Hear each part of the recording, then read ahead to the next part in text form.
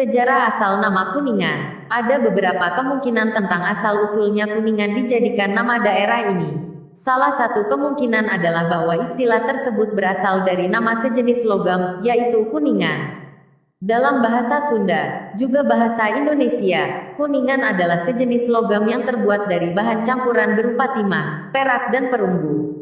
Jika disepuh, dibersihkan dan diberi warna indah, logam kuningan itu akan berwarna kuning mengkilap seperti emas sehingga benda dibuat dari bahan ini akan tampak bagus dan indah.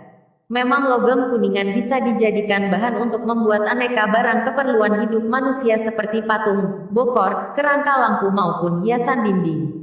Di Sangkan Herang, dekat Jalaksana sebelum tahun 1914 ditemukan beberapa patung kecil terbuat dari kuningan.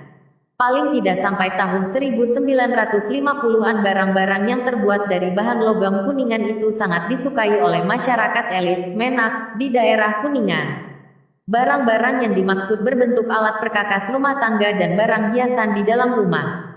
Benda-benda dari bahan kuningan itu juga disukai pula oleh sejumlah masyarakat Sunda, Jawa, Melayu, dan beberapa kelompok masyarakat di Nusantara umumnya.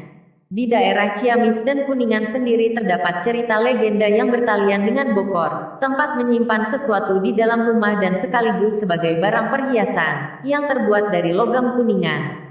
Kedua cerita legenda dimaksud menuturkan tentang sebuah bokor kuningan yang dijadikan alat untuk menguji tingkat keilmuan seorang tokoh agama. Di Ciamis, dalam cerita Cium Wanara, bokor itu digunakan untuk menguji seorang pendeta Galuh, masa pra-Islam, bernama Ajar Sukaresi yang bertapa di Gunung Padang. Pendeta ini diminta oleh Raja Galuh yang ibu kota kerajaannya berkedudukan di Bojonggaluh, Desa Karangkamulya, sekarang yang terletak sekitar 12 km sebelah timur kota Ciamis, untuk menaksir perut istrinya yang buncit, apakah sedang hamil atau tidak. Kesalahan menaksir akan berakibat pendeta itu kehilangan nyawanya. Sesungguhnya buncitnya perut putri tersebut merupakan akal-akalan sang raja, dengan memasangkan bokor kuningan pada perut sang putri yang kemudian ditutupi dengan kain sehingga tampak seperti sedang hamil. Perbuatan tersebut dilakukan semata-mata untuk mengelabui dan mencelakakan sang pendeta saja.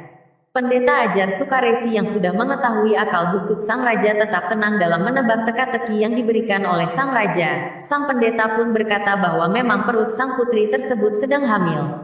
Sang raja pun merasa gembira mendengar jawaban dari pendeta tersebut, karena beliau berpikir akal busuknya untuk mengelabui sang pendeta berhasil. Sang raja dengan besar kepala berkata bahwa tebakan sang pendeta salah, dan kemudian memerintahkan kepada prajuritnya agar pendeta tersebut dibawa ke penjara dan segera sang raja mengeluarkan perintah agar pendeta tersebut dihukum mati.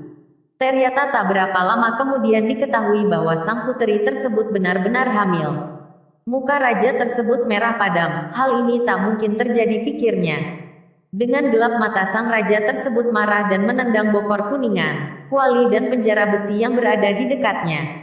Bokor, kuali dan penjara besi itu jatuh di tempat yang berbeda. Daerah tempat jatuhnya bokor kuningan, kemudian diberi nama kuningan yang terus berlaku sampai sekarang. Daerah tempat jatuhnya kuali, bahasa Sunda Kawali, dinamai Kawali, sekarang kota kecamatan yang termasuk ke dalam daerah Kabupaten Ciamis dan terletak antara Kuningan dan Ciamis, sekitar 65 km sebelah selatan kota Kuningan, dan daerah tempat jatuhnya penjara besi dinamai Kandang Wesi. Kandang Wesi merupakan kosakata bahasa Sunda yang artinya penjara besi, terletak di daerah Garut Selatan.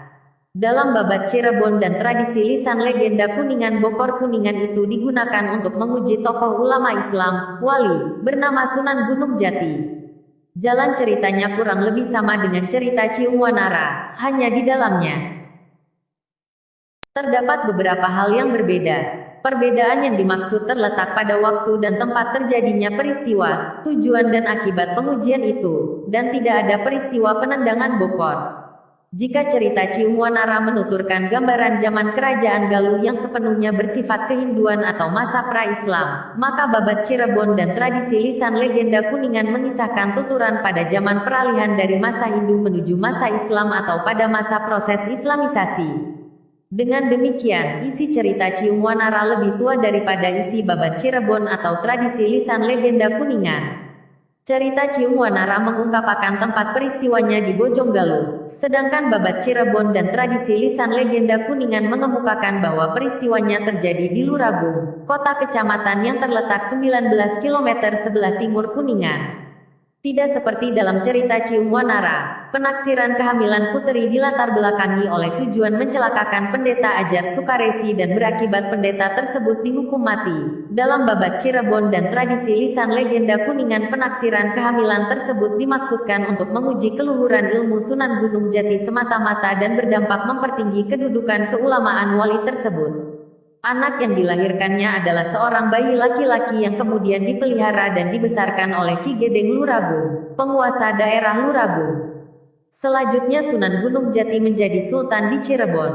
Setelah dewasa, bayi itu diangkat oleh Sunan Gunung Jati menjadi pemimpin atau kepala daerah Kuningan dengan nama Sang Adipati Kuningan.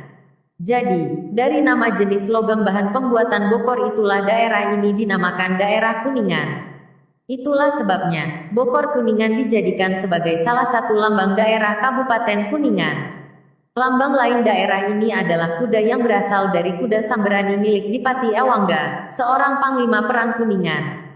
Menurut tradisi lisan legenda Kuningan yang lain, sebelum bernama Kuningan nama daerah ini adalah Kajene. Kajene katanya mengandung arti warna kuning. Jene dalam bahasa Jawa berarti kuning.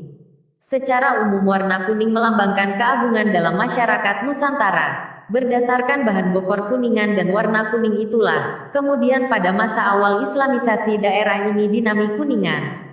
Namun keotentikan Kajene sebagai nama pertama daerah ini patut diragukan, karena menurut naskah Carita Parahyangan sumber tertulis yang disusun di daerah Ciamis pada akhir abad ke-16 Masehi, Kuningan sebagai nama daerah kerajaan telah dikenal sejak awal kerajaan Galuh, yakni sejak akhir abad ke-7 atau awal abad ke-8 Masehi. Sementara itu, wilayah kerajaan Kuningan terletak di daerah Kabupaten Kuningan sekarang. Ada lagi menurut cerita mitologi daerah setempat yang mengemukakan bahwa nama daerah Kuningan itu diambil dari ungkapan Dang Yang Kuning, yaitu nama ilmu kegaiban, ajian, yang bertalian dengan kebenaran hakiki. Ilmu ini dimiliki oleh Demunawan, salah seorang yang pernah menjadi penguasa, raja, di daerah ini pada masa awal kerajaan Galuh. Dalam tradisi agama Hindu terdapat sistem kalender yang menggambarkan siklus waktu upacara keagamaan seperti yang masih dipakai oleh umat Hindu Bali sekarang. Kuningan menjadi nama waktu, wuku ke-12 dari sistem kalender tersebut. Pada periode wuku Kuningan selalu diadakan upacara keagamaan sebagai hari raya. Mungkinkah nama wuku Kuningan mengilhami atau mendorong pemberian nama bagi daerah ini? Yang jelas menurut Carita Parahyangan dan fragmen Carita Parahyangan, dua naskah yang ditulis sezaman pada daun lontar beraksara dan berbahasa Sunda kuna, pada abad ke-8 Masehi, Kuningan sudah disebut sebagai nama kerajaan yang terletak tidak jauh dari Kerajaan Galuh, Ciamis sekarang, dan Kerajaan Galunggung, Tasikmalaya sekarang. Lokasi kerajaan tersebut terletak di daerah yang sekarang menjadi Kabupaten Kuningan.